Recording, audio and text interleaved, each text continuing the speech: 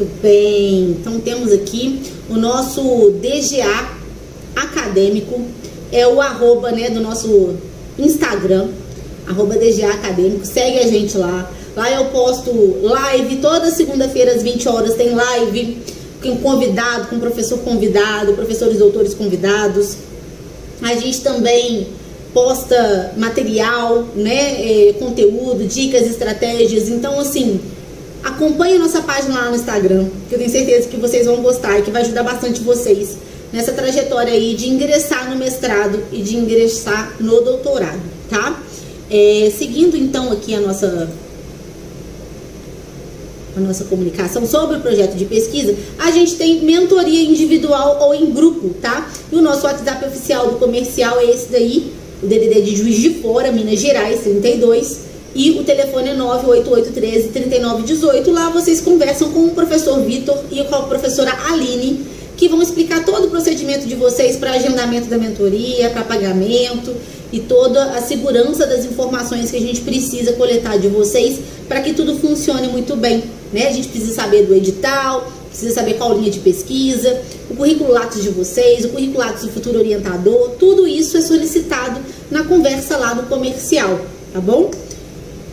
Pacote de mentoria também sai mais em conta, a gente divide no cartão, então se vocês se interessarem podem perguntar lá no nosso comercial. Essa daqui é a nossa equipe, não estão todos os professores aqui, tá, gente? Mas temos aí o Cícero Vilela, na Unicamp, análise do discurso na Unicamp, o professor Rafael Pereira da Silva, que é de comunicação lá da UFRJ. Temos a Ellen aí, fez doutorado comigo lá na UFJF, só que ela era da área da linguística e eu de estudos literários, tá? E então nós éramos amigas, mas os programas eram diferentes. E temos também a Laura Cortes aí, a fotinha da Laura Cortes, essa daqui, ó, aqui em cima, ó. A Laura Cortes também, PhD aí, doutora em biologia, tá bom? E esse daqui é o meu livro, pessoal, diante de toda a trajetória aqui de auxiliar os alunos, era Saiba Mais Acadêmico. E aí, quando a gente foi registrar a marca no CRIT, a gente teve que mudar para DGA, Doutores dos Gêneros Acadêmicos, então a sigla teve que ser necessária aí nesse momento, e aí a gente agora é DGA. Nessa obra, eu coloquei modelo na íntegra, tá? De artigo, de TCC, de memorial, carta de intenção, projeto de pesquisa, mestrado e doutorado, prova de proficiência simulado com respostas, comentários, e a entrevista também, como se preparar para a entrevista, o que responder na entrevista do mestrado e doutorado. Esse material, gente, é único no mercado, porque eu coloco na íntegra material, né? Então eu não só comento como fazer, como ter boas estratégias para construção do texto, como também eu deixo no final de cada capítulo um material na íntegra, né? E eles estão lá no site, no www.doutoraligia.com.br. Você consegue inclusive baixar ele em Word, esses modelos em Word. Então tem lá também os e-books, né? E os modelos em Word. Ah, Lígia, eu preciso de um modelo de uma carta de intenção. Você só vai trocando as informações, aproveita a formatação do arquivo, aproveita a estrutura textual e muda ali as informações. Então, assim, é muito útil. A gente no mundo acadêmico sempre solicitava isso de algum amigo nosso que estava, né, numa fase mais avançada da vida acadêmica.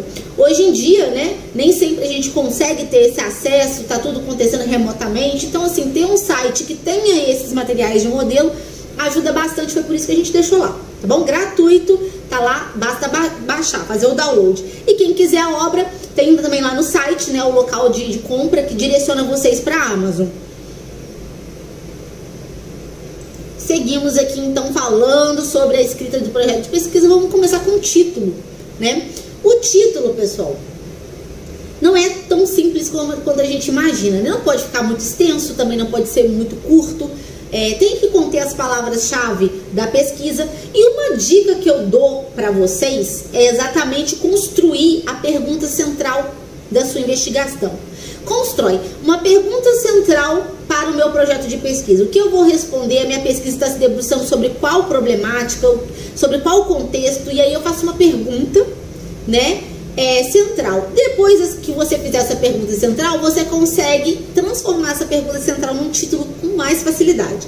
Outra dica que eu dou também é ficar atento Porque o projeto ali, ele é muito impactante na primeira olhada, né? Naquela primeira ampassando ali, folheada, já dá pra gente saber mais ou menos se o projeto tá bem ok ou se não tá. O título já é uma carta de entrada pra banca ver se o seu projeto tem potencial ou não, tá? Então, pra ter um olhar bacana sobre o seu material, pra causar já uma amizade bacana ali, uma predisposição interessante da banca no seu material, eu sugiro que você também, além de fazer isso, né, construir a pergunta central primeiro para depois o título, fazer uma verificação no currículo Lattes do seu futuro orientador, do professor da linha de pesquisa que você, né, acha que tem tudo a ver para te orientar ali.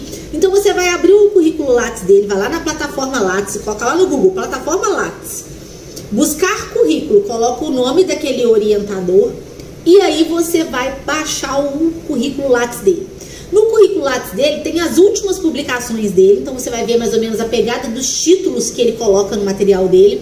E também tem as últimas defesas, né, dos orientandos, as últimas dissertações ou teses defendidas pelos últimos orientandos. Ali também dá para você ver qual o estilo de título, né, aquele pesquisador que vai ser o seu orientador prefere. Tem gente que gosta de colocar o nome da escola no título, tem gente que não. Ou então, por exemplo, vai estar trabalhando com a temática da educação, né? Coloca lá, Ensino Fundamental 1, né? Ou então, anos iniciais do ensino fundamental. Ou seja, você pode ter nuancezinhas ali, são preferências, um uso de um termo em relação ao outro que o orientador prefere. Então verifica isso com mais calma, percebe como geralmente é o tamanho, se tem 2 pontos subtítulo, como que está a disposição das palavras-chave, quais são os conceitos que mais aparecem ali nos títulos das pesquisas ali dentro do Lattes do seu orientador, que isso também pode ser uma sacada interessante para você fazer algo similar, tá? E aí a gente tem aqui, eu deixei aqui para vocês o link, tá? Para vocês fazerem a busca lá no Lattes. Gente, esse material da apresentação, vocês podem pedir no WhatsApp, tá? Da empresa. Pode pedir lá no WhatsApp, ou então lá no Instagram, no mensagem lá do Instagram, mandar uma mensagem do Instagram, que a gente disponibiliza para vocês essa apresentação, tá? Sem problema nenhum. Aí agora a gente tem aqui, ó. Não falei pra vocês que é interessante vocês fazerem primeiro a pergunta central e depois o título? Isso aqui é um exemplo de um aluno nosso aqui. Então, ó, a gestão pedagógica. Tô lendo a pergunta primeiro. Vou ler a pergunta primeiro, que é o primeiro passo, né? Qual o papel da gestão pedagógica e dos docentes na ressignificação dos processos identitários dos sujeitos na educação do campo do município de Paulo Afonso, Bahia? Então, essa é a pergunta central que está em negrito no final da introdução. E para depois responder, né, aí essa pergunta central, nós vamos ter o objetivo geral, né, enfim. E isso é muito importante. Temos sempre que ter uma pergunta central. Beleza, construímos a pergunta central, já temos um norte ali para o que a gente vai fazer. E aí nós vamos pensar no título a partir dessa pergunta. Então, ó, a gestão pedagógica e os docentes é a ressignificação dos processos identitários dos sujeitos na educação do campo no município de Paulo Afonso, Bahia. Olha como é que ficou bacana, bem similar aos tipos de título das pesquisas daquele orientador que aquele aluno estava tentando. Então, assim, olha como é que é muito próximo à pergunta do título. Fica muito bacana, fica bem interessante e é isso aí, tá, pessoal? Seguimos aqui. Logo no início do projeto, a gente tem ali aquela narrativa que mostra a relevância e a justificativa do tema de uma forma bem introdutória, né? Tem edital que pede justificativa, tem edital que pede introdução, tem edital que pede relevância do tema, enfim, cada um coloca um título ali ou subdivide isso numa parte, mas é a parte inicial ali do projeto, tá? Na parte inicial do projeto, os alunos ficam com dúvida. Professora, posso colocar em primeira pessoa ou não? Porque nas pesquisas acadêmicas a gente usa a terceira pessoa. Então, assim, objetiva-se. Não é eu tenho como objetivo, é objetiva-se. Avalia-se, analisa-se. Então, a gente coloca a terceira pessoa para pessoalizar o discurso. Não é legal a gente colocar a primeira pessoa por causa de quê?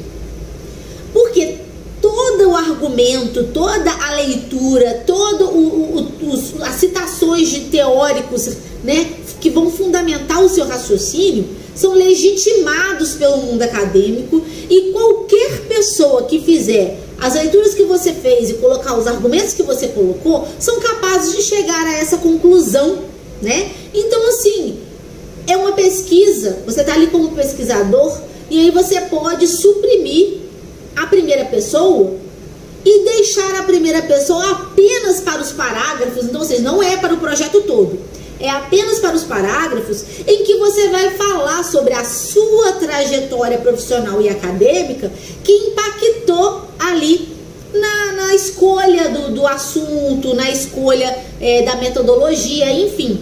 Se a sua trajetória profissional e acadêmica teve algum impacto e você se justifica por isso, né? Então, nesse trecho em específico, você pode usar a primeira pessoa e depois você retorna a usar a impessoalização. Então, toda vez que você for falar da sua experiência, eu tenho pós-graduação, formei em não sei o que, você pode usar a primeira pessoa, tá?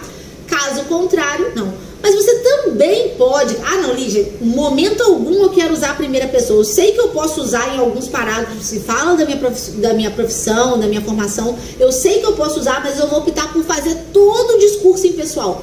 Ok. Você coloca o pesquisador em questão, que é você, né? Que é você ali. Mas você está impessoalizando. O pesquisador em questão atuou como profissional da rede, né? Então, assim, você pode dar uma impessoalizada nesse sentido, tá? Mas esses trechos, assim, gente, que vão falar sobre a sua trajetória profissional e acadêmica, querendo ou não, né, ele traz aí um pouco mais da pessoalidade, ele força um pouco essa pessoalidade. E não tem problema nenhum, vocês não precisam ficar desconfortáveis nessa parte da justificativa, porque é isso mesmo, tá?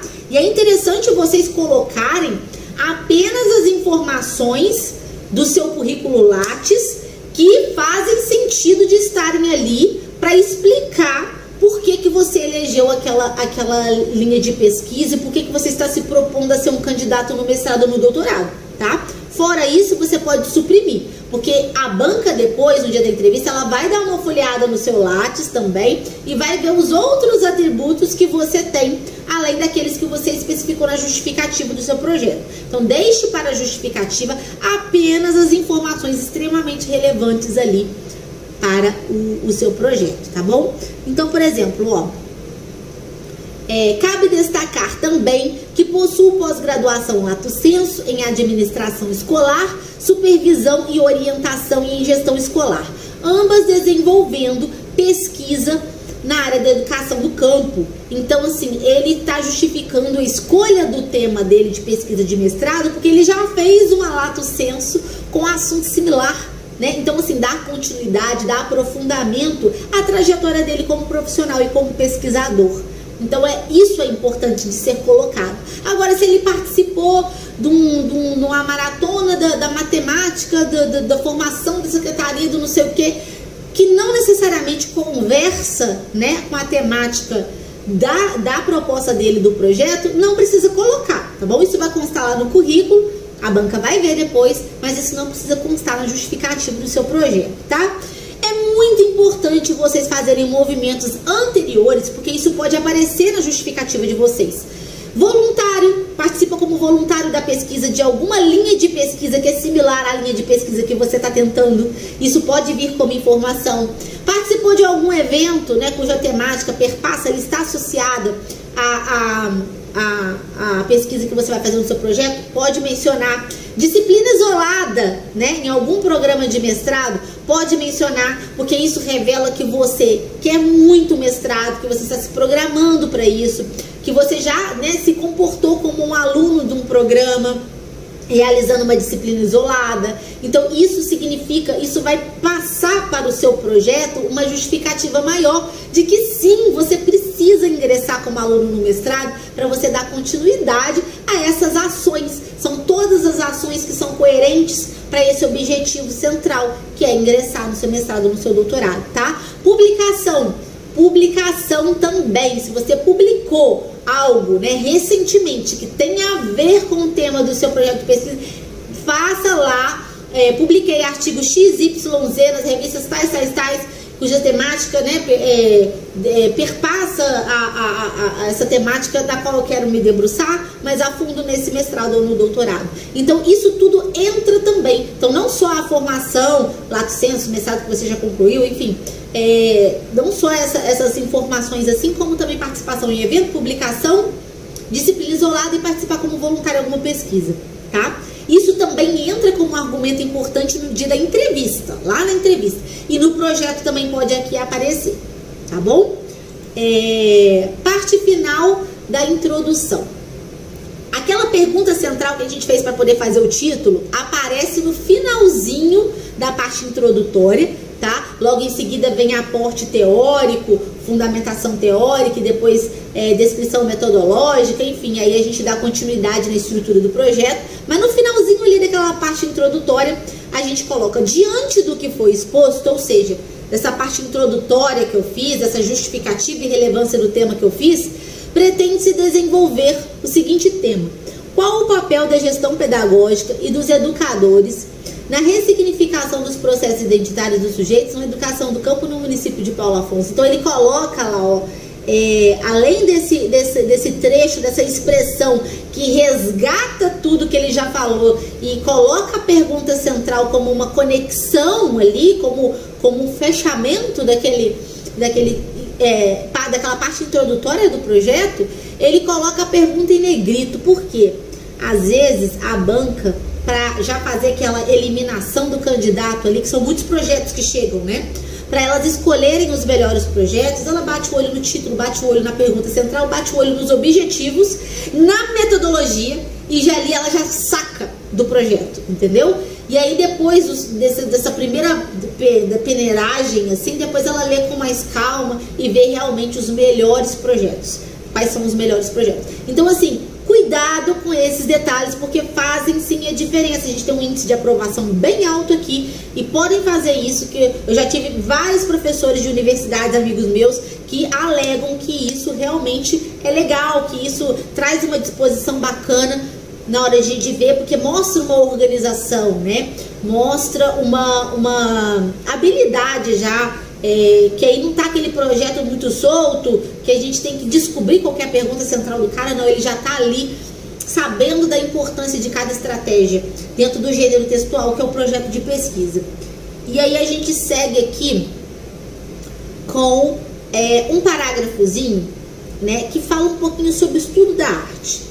Por que isso é importante, pessoal? Então, logo lá, né, isso pode aparecer na introdução, na justificativa e relevância do tema, ou seja, quando tem pouca coisa produzida no seu tema, pouca produção acadêmica sobre o seu tema, você vai mostrar o quanto que é importante você falar sobre, né, porque tem poucas pesquisas na área, e é muito relevante que se dê continuidade a esse assunto, por causa disso, aquilo outro, no cenário atual. Então, assim, você vai mostrar a relevância da sua pesquisa, né? E também, se já foram produzidos muitos materiais, né? Também é uma forma de mostrar relevância. E também você pode colocar isso como um estudo da arte. Eu estou ciente de que os principais conceitos produzidos na minha área são XYZ.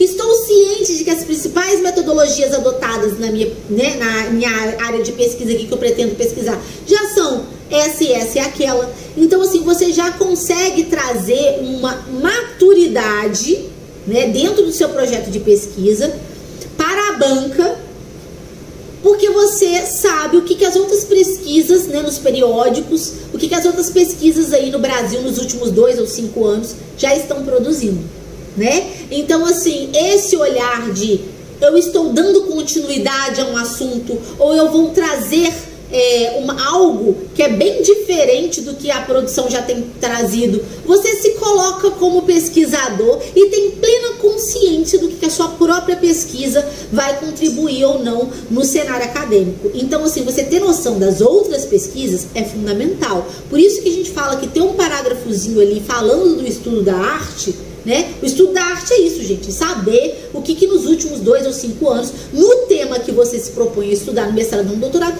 já se foi produzido até então, né? E aí você consegue colocar descritores de busca, que são palavras-chave, né? Dentro dessa barrazinha aqui, ó, do periódico da CAPES, né? Você coloca lá no Google, periódico da CAPES, vai abrir esse site aqui. E você pode pesquisar no Cielo, você pode pesquisar, tem aquele Lílicas, uma coisa assim também, que é mais da área da saúde. Mas assim, o mais comum é o periódico da CAPES. Você coloca lá, periódico CAPES. Aí vai aparecer, olá, coloca aqui o que você está pesquisando. Você vai colocar as palavras-chave da sua pesquisa. Por exemplo, se eu estou estudando sobre administração, lei de proteção de dados, a nova lei de proteção de dados, o que eu vou fazer? Eu vou colocar aqui, ó. Lei de proteção de dados, administração, colocar, né, as palavras-chave.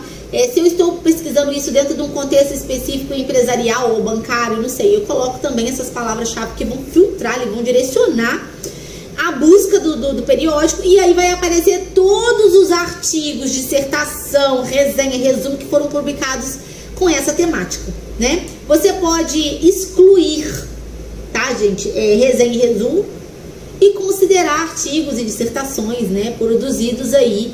Você pode filtrar os últimos 2 anos, que essa lei é muito recente, né? Se bobear, você ainda tem que fazer um filtro ainda menor.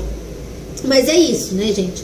É basicamente isso. Você filtra lá o que você quer de recorte ali do que está sendo produzido no seu tema, no tema de pesquisa que você pretende, no seu mestrado, no seu doutorado, e aí você faz um parágrafozinho de estudo da arte.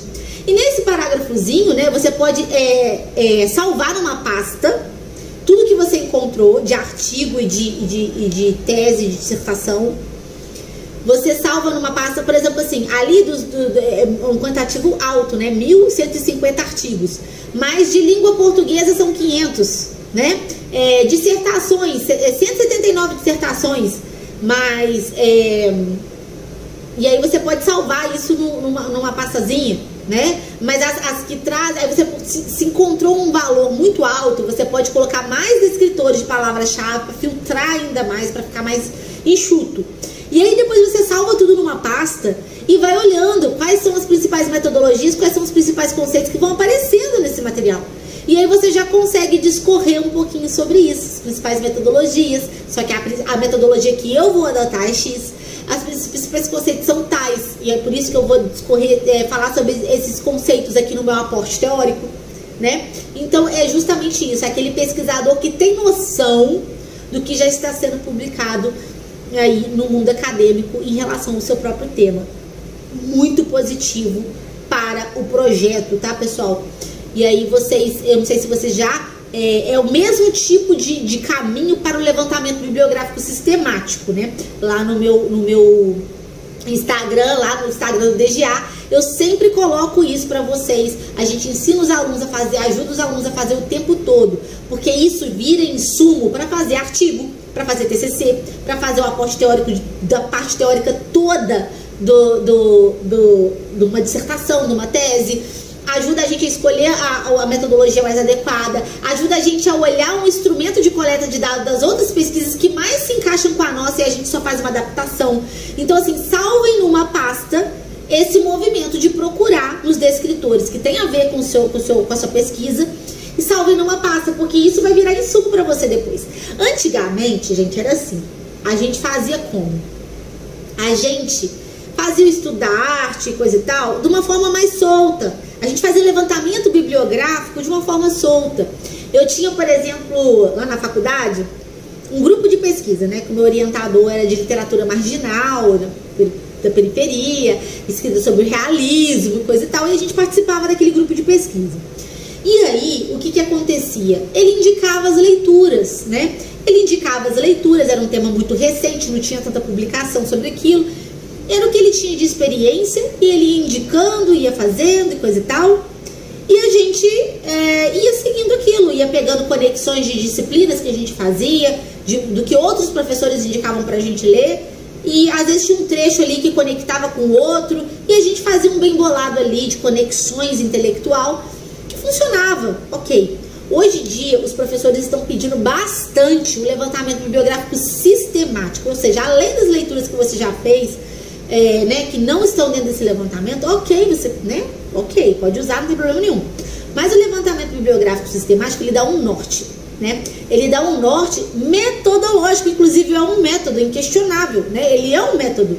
Então não tem como o professor virar e falar, ah, não, nada a ver você usar tal obra, porque isso não pactua com a corrente, não é da época, não é não sei o que, não sei o que. Então não é isso. Você não vai cometer esses deslizes. Por quê? Você entrou dentro do periódico da CAPES, filtrou os últimos 2 anos, selecionou ali aquele material, excluiu resenha e artigo e resumos, considerou só as dissertações, por exemplo, e dentro daquelas dissertações que foram X, né? 30% usou a metodologia tal, 80% utilizou a metodologia Y e não sei o que, não sei o que. Então você consegue falar com propriedade e são argumentos inquestionáveis. Não são argumentos errados, colocados de maneira equivocada, de forma nenhuma. Então, assim, é um método muito eficaz.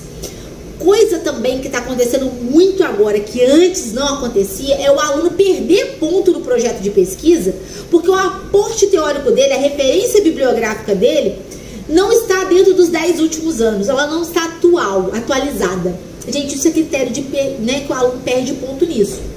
Mas, doutora Lígia, eu estudo análise de discurso. Foucault é de 1800 bolinha, 1900 bolinha, as obras são mais antigas.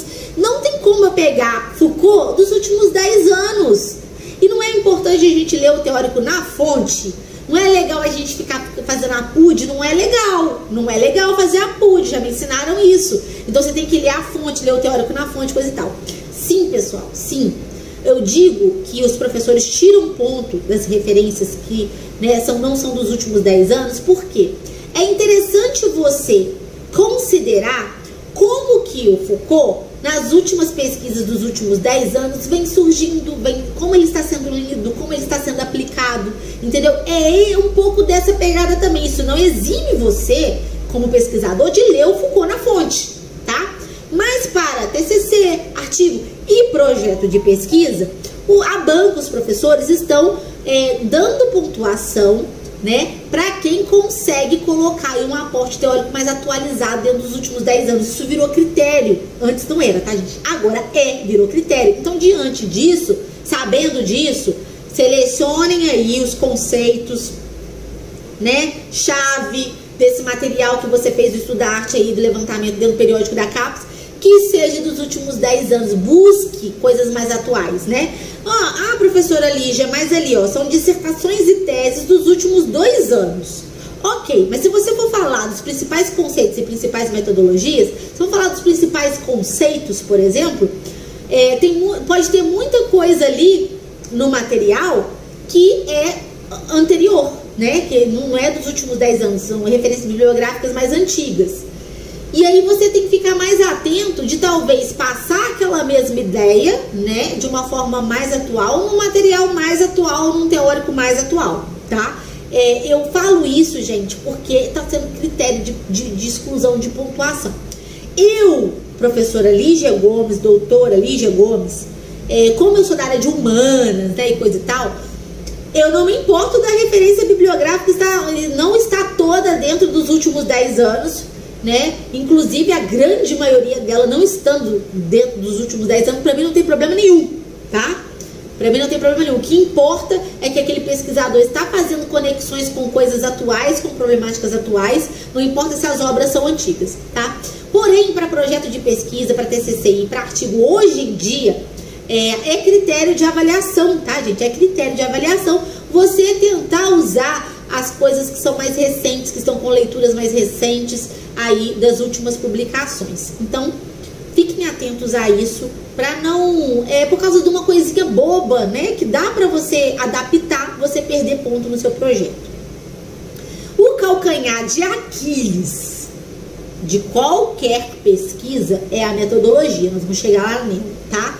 E aí aqui os objetivos, lembra que eu falei para vocês que o objetivo geral responde en passant, em linhas gerais, a pergunta central, tá?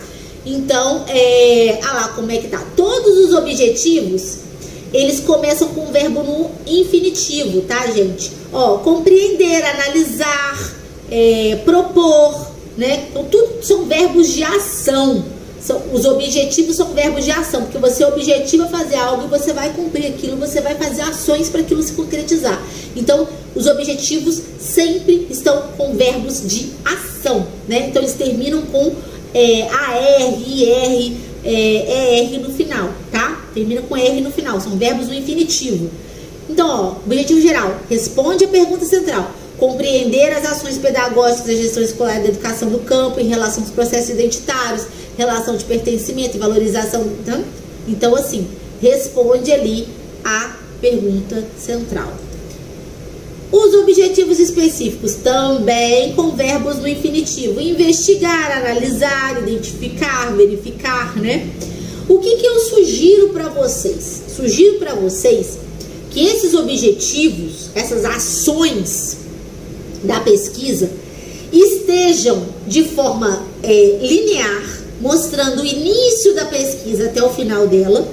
Então, você pensa nos seus capítulos. Como é que vai ser o seu primeiro capítulo? Ah, o meu primeiro capítulo vai ser a contextualização da legislação X. Ok. O meu segundo capítulo vai ser coleta de dado e análise de dado. Ok.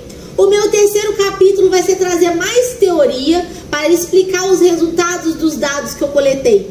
Ok? O meu último capítulo vai ser propor uma ação para aquele contexto, para que aqueles problemas identificados durante a pesquisa sejam solucionados. Ok? Então você já tem os seus verbos: contextualizar, analisar, trazer teoria, né?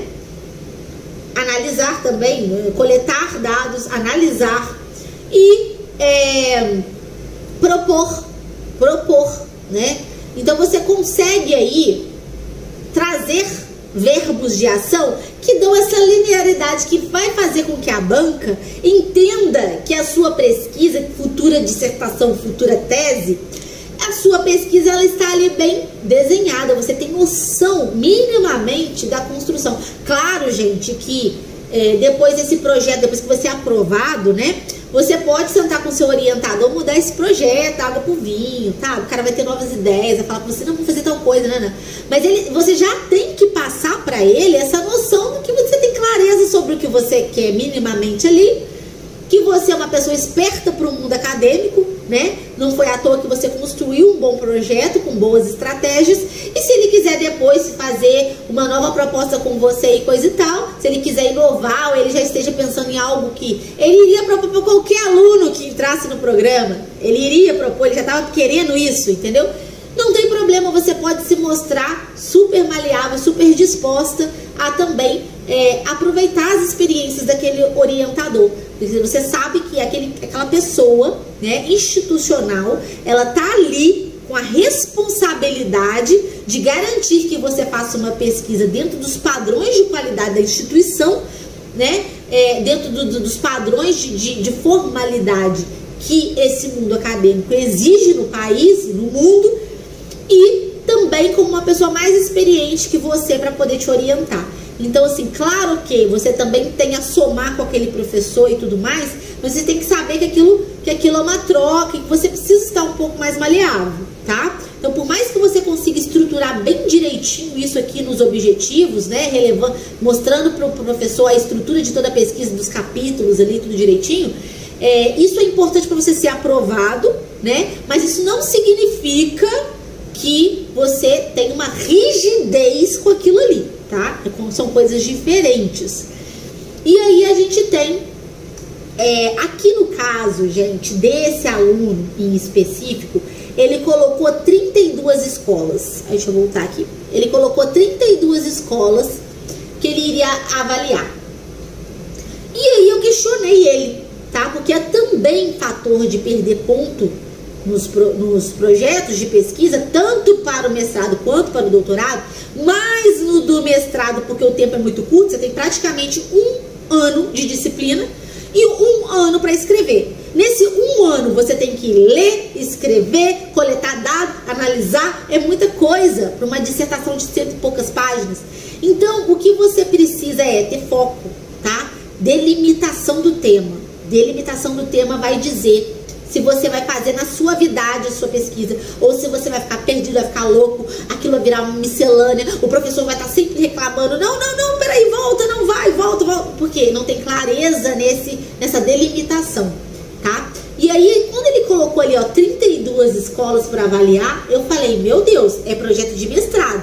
Eu falei, me explica melhor isso daí, porque qualquer banca, qualquer professor iria falar, tá pouco delimitado, é muito grande para você fazer em apenas um ano. E aí ele pegou e falou, não, professora, deixa eu te explicar. É porque, na verdade, eu vou avaliar só os professores da disciplina X, né? E também da educação do campo, né? E também tem poucas escolas lá, são escolas pequenas que só tem uma turminha, são poucos professores no final das contas. Aí eu entendi, falei, o contexto daquele município, ele é um contexto diferente do município daqui, por exemplo, ou de uma cidade grande. Eu falei, ok, então deixa bem clara essa explicação, falei com ele, deixa bem clara essa explicação ao longo do seu projeto, porque você pode ser questionado por isso, porque eu bati o olho e questionei ele, então era óbvio que a banca iria questionar. Mas aí ele me argumentou muito bem, eu falei, ok, você vai conseguir convencer a banca. Deixe isso claro na escrita do projeto em vários momentos e também no dia da entrevista você salienta isso. E dito e feito, ele conseguiu a aprovação dele, graças a Deus. E aí é isso, pessoal. Cuidado com a delimitação do tema. Escolha uma escola, se é uma escola grande, escolha uma. Porque ela vai ser retrato, ela vai servir de amostra, né? Ela vai ser ali um contexto analisado que depois vai servir de certa forma para um cenário mais macro, né? Para um cenário ali da rede municipal ou o cenário ali da rede estadual, enfim.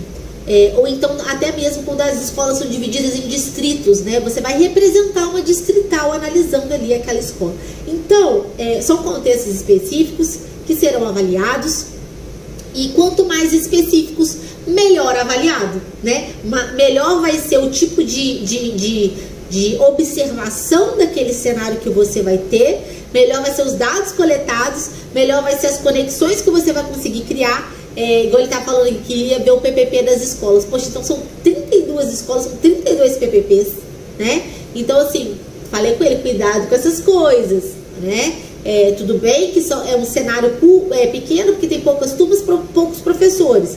Você daria conta de fazer essa pesquisa, mas analisar 32 PPPs já é exagero. Então, eu comecei a mostrar para ele o que ele poderia argumentar, né, dessa análise toda ali, que vai ser a favor dele, porque a delimitação é uma coisa também que os alunos perdem muito ponto no projeto, tá, gente? Então, cuidado, não tentem abraçar o mundo na pesquisa, façam recortes, porque a banca gosta disso, de recorte, tá?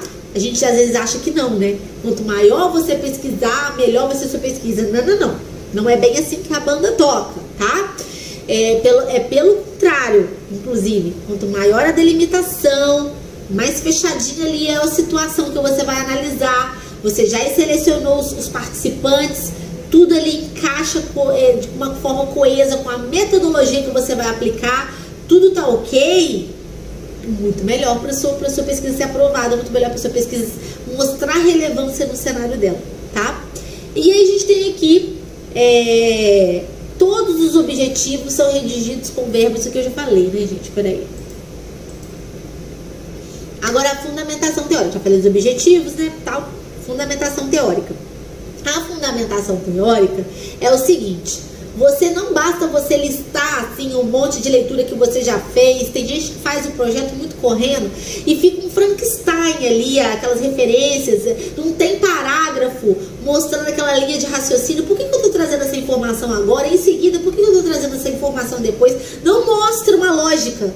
E outra coisa também que eu queria falar com vocês é o seguinte: nessa parte da fundamentação teórica, é importante que você cite mais de um autor no mesmo parágrafo. Como que é isso? Eu vou mostrar para vocês no próximo slide. É você ter leitura o suficiente para poder, quando você for falar de um conceito, né, currículo escolar.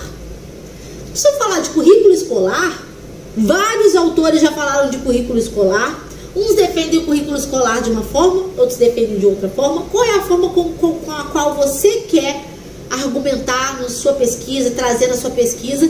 E aí, com certeza, tem mais de um autor que já fez isso. Então, por que você vai citar só um? Você vai mostrar imaturidade teórica se você citar só um. Então, você cita mais de um. E assim é com qualquer assunto, tá, gente? Não só... Aqui o exemplo que eu tô dando de projeto é da área da educação, né? Mas assim, da área da matemática, da pedagogia, da história, da engenharia, da matemática, essas estratégias que eu tô passando aqui vão se encaixar para qualquer temática, tá? Às vezes eu dou como exemplo aqui a área da educação, porque fica até mais cômodo para mim, fica melhor para eu explicar. Mas essas estratégias são de gênero textual, projeto de pesquisa, que vão se encaixar em qualquer tema de vocês, tá? Seja lá qual for o tema, essas estratégias são importantes. E aí a gente tem aqui, ó, últimos 10 anos. Atenção para os últimos 10 anos na referência bibliográfica, tá? Senão você perde ponto. Então o aporte teórico tem que estar dentro desses últimos 10 anos. Verifique os conceitos usados pelo seu orientador. Entra lá no Lattes de novo do seu orientador. Olha as últimas publicações dele. Olha lá as referências bibliográficas dele. Quem são os autores que ele mais usa? Quais são os conceitos que ele mais utiliza, né? Entra nos últimos orientandos dele, de mestrado ou de doutorado, e verifica lá os conceitos que as pessoas mais utilizam, né? Seu aporte teórico deve conversar com a metodologia. O que eu falo isso? Eu falo isso que é o seguinte, se eu vou fazer lá uma metodologia de estudo de caso, né? O aporte teórico, o estudo de caso, eu vou coletar as informações dos professores da escola X, né? Sobre a ressignificação das coisas. O aporte teórico tem que ser associado à opinião de professor, associado à ressignificação, né, da questão da identidade do campo. O aporte teórico já tem que ser mais ou menos esse, porque o tipo de dado que eu vou coletar no meu estudo de caso, depois será analisado à luz dessa teoria. Então as coisas têm que se comunicar, entendeu? Porque tem muita gente que esquece disso, faz um aporte teórico X e depois propõe uma metodologia Y, que depois você fica assim, mas como é que isso vai funcionar na prática? Né? Dá aquela embananada. Aí aqui, ó, aí a parte da fundamentação teórica. Lembra que eu falei pra vocês que é maturidade do pesquisador citar mais de um autor num parágrafo? Aqui eu tenho um exemplo, ó, Gonçalves. Opa, voltou, peraí. Ó, Gonçalves, 2006, e Moll, 2009, tem concepções semelhantes sobre a ampliação da jornada escolar. Muito bom. Aqui embaixo, ó, olha de novo.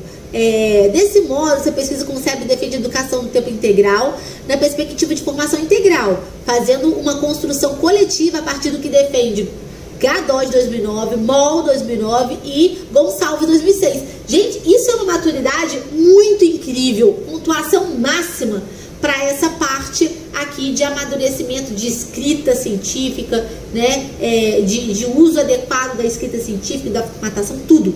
Isso mostra uma coisa muito importante. Atenção, verifique se vocês estão fazendo isso. Porque não é legal você fazer um parágrafo para falar como o Gadot fala sobre a formação integral. Depois um outro parágrafo para falar de como o Moll fala da formação integral. Quando você vê formação integral, você fala, meu Deus, a menina vai falar só disso, entendeu? Já me perdi o que ela tá falando mesmo. Então, junta isso dentro do mesmo parágrafo, mostrando uma sabedoria, né, do que esses autores trazem. Isso é muito importante. Anotem aí, mais de um autor por parágrafo, tá? Seguindo, metodologia. Falei pra vocês que a metodologia é o calcanhar de Aquiles de qualquer pesquisa. TCC, artigo, projeto, dissertação.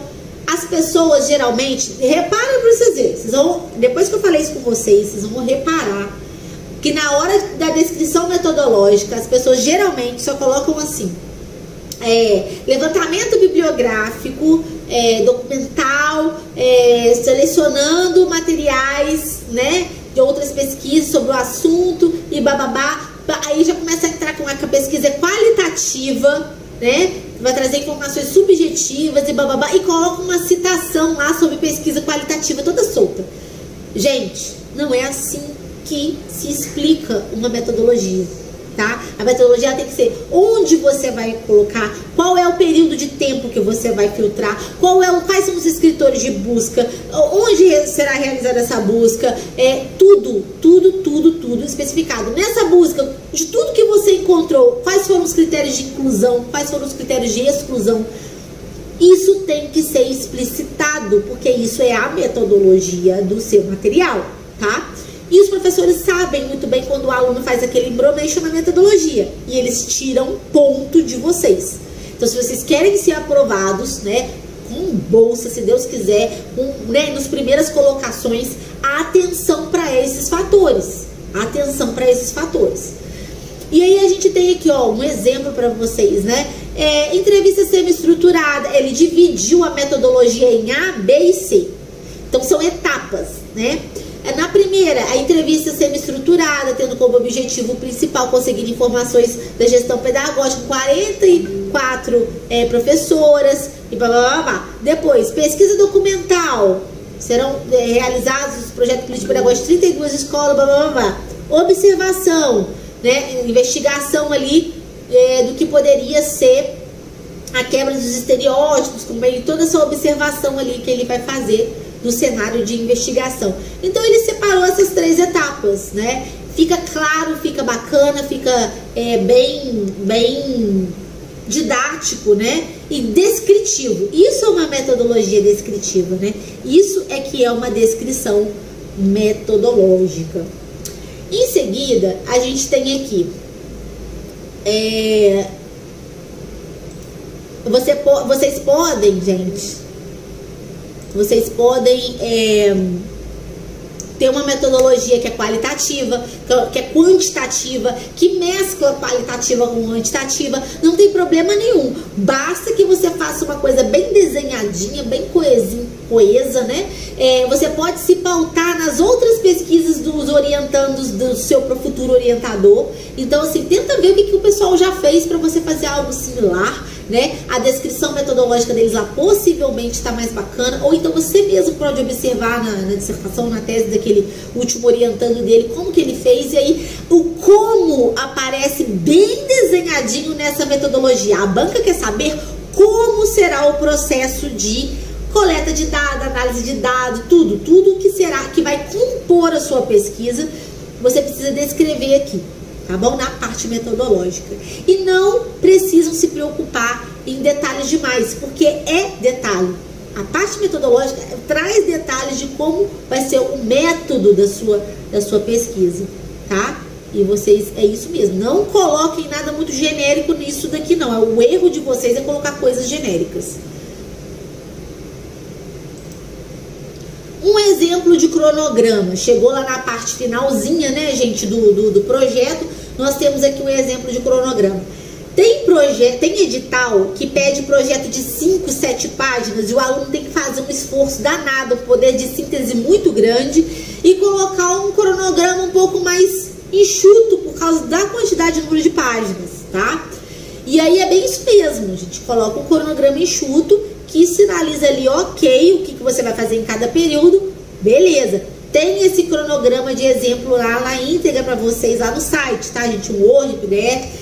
Então, se vocês precisam de um cronograma, peguem lá, tá de graça, www.doutoraligia.com.br. E temos para aqueles editais que já pedem 12, 15 páginas, para às vezes de projeto de doutorado, pede até 18, 20 páginas, você já pode colocar um cronograma, né, mais apresentável, mais completo, que aí já ocupa uma lauda toda. E aí a gente tem esse exemplo de cronograma, que é o Bambambam, que nós sempre fazendo muita frente, os alunos sempre usam e são sempre bem elogiados nessa parte do cronograma, e a aprovação é bem alta. Se vocês precisam desse cronograma, não fiquem quebrando a cabeça, gente, já pega, porque o cronograma, ele é bem genérico, tem tanto para mestrado quanto para doutorado, ele é bem assim, genérico, né, ele vai conter ali o que você precisa fazer de ação em cada fase ali de você como pesquisador, que são ações similares para qualquer pesquisador, de qualquer linha, de qualquer área. Então, assim, é ali o cumprimento dos créditos, né? Revisão bibliográfica, elaboração de roteiros da pesquisa, qualificação, sistematização de análise do dado, elaboração de relatórios, redação da dissertação, da tese, quando é doutorado, envio da dissertação para revisão ortográfica e normas, defesa da dissertação e ajustes da dissertação para envio da versão final. Então, assim, já tem ali a estrutura que a gente segue como pesquisador, naturalmente, tá? Mas ali, ó, eu fui marcando X nos períodos, porque você tendo noção do tempo que você precisa cumprir cada uma das tarefas, a banca sabe que você vai se organizar para aquilo, que você está ciente de que você precisa cumprir aquilo ali. Atrasos significa perda de pontuação do programa, eles não podem perder pontuação. Então, se o aluno atrasa, se o aluno é reprovado nas disciplinas, se o aluno some, se o aluno não publica, tudo isso depois impacta no programa. Então, o que eles precisam saber no seu projeto de pesquisa? Se você é esperto como pesquisador, se você está ciente de tudo que te espera, se você está preparado para isso, entendeu? Se você tem minimamente noção do que é que você pode fazer dentro ali como pesquisador, vamos supor que o seu orientador seja bem ausente, deixe você bem solto ali para fazer a sua pesquisa. Você tem maturidade suficiente para realizar a sua dissertação, a sua tese mesmo assim? Tudo isso é avaliado, né? Porque tem orientador que é um pesquisador mais assim, que fica ali acompanhando os alunos, mais didático, coisa e tal. E tem pesquisador, professor, orientador, que já deixa o aluno mais ali, ó, o projeto dele tá bacana, eu vou deixar com ele ali. Se ele sentir alguma dúvida, ele pergunta, ele fala, entendeu? Então, assim, é muito sutil essa parte, tá, gente? E não é obrigação do orientador ficar te cobrando, ficar te explicando, bababá. O cronograma já é uma coisa assim, você tá ciente do que te espera, né? É mais ou menos isso, tá? E aí a gente tem aí um cronograma que deixa a entender que você está ciente de todo esse processo. Nessa fase aqui, pessoal, de envio da dissertação para a revisão ortográfica e de normas, nossa equipe aqui envia termo de sigilo para sua dissertação, para sua tese, e também para ela não vazar na internet depois sem querer acusar plágio do seu próprio material. Então não corre o risco de alguém pegar um capítulo seu e produzir um artigo. Não. Então a gente tem aqui toda uma seriedade, sigilo com a sua pesquisa. A gente também emite declaração de revisão ortográfica, né, com um profissional da área de letras. Então a gente tem todo um cuidado em não só fazer uma revisão ortográfica, mas também verificar se a comunicação, se a intenção comunicativa naqueles parágrafos está clara, está coesa, está bacana. Se precisar que a gente coloque um ponto final, retome a frase com o conector, a gente vai colocar isso para você, tá? E a gente envia uma versão com controle de alteração e balão de comentário, toda marcada para você ver o que a gente alterou. E também uma outra com já tudo acatado, tudo alterado, tudo bonitinho, formatado, para você não precisar também de ter que ir ali aceitando uma por uma das alterações. Se você concorda com aquilo tudo, você já tem uma versão final para você, tá? Enviamos um PDF. O PDF, gente, é porque cada máquina do aluno, às vezes é um Word, às vezes é a versão pirata do Word. Eu já tive muito problema com versão pirata aqui na minha empresa. E aí, quando o aluno abre lá, tá tudo desconfigurado. Só que a gente manda o PDF para mostrar, não, tá configurado, a gente arrumou cada detalhe da formatação, tá tudo aqui bonitinho para você. Então, abra isso num computador compatível, né? E aí a gente às vezes manda a versão, várias versões, né, de Word, do Windows, para a pessoa ver qual que vai abrir ok no computador dela, ou ela ter que ir procurar uma outra máquina com o pacote da Microsoft original de preferência, né? E aí é isso, né? E aí o que a gente tem aqui também de técnica que ajuda muito vocês é passar toda a pesquisa de vocês no relatório de plágio, porque às vezes vocês, ao longo da construção do material de vocês, falam, gostei desse conceito aqui e tal. Depois vocês incorporam aquilo, esquecem se foi você que escreveu ou se foi o outro autor. O plágio, ele é muito sutil, gente. Nem sempre o plágio, ele é feito de propósito, para tentar enganar o professor, entendeu? Então a gente passa plágio, relatório de plágio em todas as pesquisas para os alunos. Isso é uma cortesia aqui do DGA, tá? E aí vocês podem se sentir bem confortáveis de depois procurar a gente ou indicar para amigos, né, que estão em fase de defesa aí, que o nosso processo aqui, no início a gente falhava muito e tal, até a gente se aprimorar. Hoje a gente criou técnicas, protocolos de revisão. Então todos os colaboradores aqui do DGA seguem o protocolo e fazem uma formatação e uma revisão impecável. Então a gente tem a equipe que é da letras e que é específica para realizar esse tipo de procedimento, tá? Mesmo se, não, Lídia, eu preciso de uma mentoria para engenharia, temos gente da engenharia. Preciso de uma mentoria do direito, temos gente do direito. Ah, mas é para formatação final, temos alguém da letras. Para revisão fotográfica, temos alguém da letras, que aí esse profissional é mais adequado para realizar os ajustes, tá bom? Então passa pelos dois profissionais, pelo profissional que tem a ver com a sua área e também o profissional que tem a ver com a área do tipo de serviço que às vezes você precisa. Beleza? E aí, a gente tem aqui, para finalizar, eu vou falar um pouquinho do doutorado, tá, gente? Alguns alunos que estão tentando o doutorado já chegam para mim com essa pergunta. Professor, eu tenho necessariamente que dar continuidade à minha pesquisa de mestrado? A resposta é não. Você não necessariamente tem que dar aquela continuidade, né? Mas estabelecer uma continuidade pode ser importante. Não no sentido de dar continuidade da onde eu parei na minha pesquisa, com o mesmo tipo de situação de avaliação, não, mas às vezes o mesmo tipo de temática pode ser importante para você, né, para dar a entender que você está se aprimorando como pesquisador dentro daquela trajetória sua. Você não pode esquecer sua trajetória, né, você não pode esquecer a sua trajetória, então ela tem que fazer a sua continuidade da trajetória, tem que fazer um pouco de sentido, não necessariamente aquela coisa de continuidade da dissertação. Então, por exemplo, assim, se eu analisei ali Ferrez, a literatura marginal, no ano X, no meu doutorado, aí ele lançou uma nova obra, eu necessariamente vou ter que dar continuidade e analisar aquela outra obra dele? Não, eu posso continuar falando sobre literatura marginal, sobre o realismo na escrita, entendeu? Às vezes nem necessariamente tem que ser literatura marginal, eu posso falar de forma mais ampla sobre o realismo, separar outras obras, porque tem lógica, tem coesão, tem lógica, então tudo bem, entendeu? Isso a banca deixa e isso não é problema para o doutorado, tá? Basta ter essa noção da trajetória e da continuidade nesse sentido. Como saber se minha proposta de investigação é inédita? No doutorado, no mestrado não pede, tá, gente? No mestrado você pode fazer mais do mesmo, fazer algo similar que não tem problema.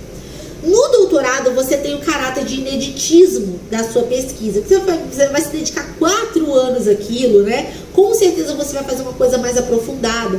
E essa coisa mais aprofundada, ela tem que trazer algo que outro pesquisador já não fez, tá? Então, assim, você vai se aprofundar em temáticas ali que precisam de um olhar mais aprofundado e que ainda não tem. É bem isso. E aí eu posso fazer algo bem similar com o que outro doutorando fez? Pode, só que às vezes o contexto de análise é que muda. Eu não vou lá analisar a mesma escola que ele, a mesma instituição bancária que ele, a mesma empresa que ele. Não, eu vou fazer algo similar ao que ele fez, só que em outro contexto. Então eu estou trazendo ineditismo. Nesse sentido eu estou trazendo ineditismo sim, tá? Então o ineditismo nem é sempre teórico, né? O ineditismo nem é sempre metodológico. O ineditismo também pode ser com o objeto de pesquisa, tá? Com a situação ali que você vai investigar.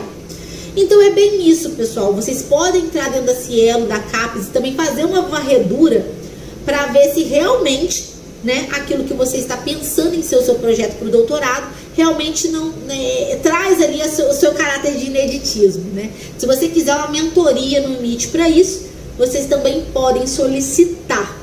No mais, eu desejo a todos vocês aí que estão começando aí a pensar no seu mestrado, no seu doutorado, em retornar à vida acadêmica ou dar continuidade à vida acadêmica, sorte, né? Gás, garra, e o que vocês precisarem aqui dos doutores da equipe do DGA, vocês podem solicitar, tá? As dúvidas de vocês eu vou depois separar aqui e responder vocês ou por e-mail ou pelo WhatsApp. E o certificado vai chegar no e-mail de vocês, no e-mail do cadastro, tá? Eu encerrando aqui a palestra, eu já consigo gerar os certificados e vai chegar aí pra vocês, tá bom? Um grande abraço, espero que essa palestra tenha sido útil. Vou fazer palestra agora de 15 em 15 dias, então atenção, com temáticas diferentes propostas diferentes, notícias diferentes, estratégias diferentes o tempo todo, coisa que ninguém te conta, que ninguém te fala. Então, assim, espalhem para os amigos sobre essas palestras e participem de todas, porque conta como hora extracurricular por causa dos certificados, né? E você aprende bastante. Eu espero o feedback de vocês também aí nos comentários e muito obrigado pela paciência, pessoal. Uma boa noite.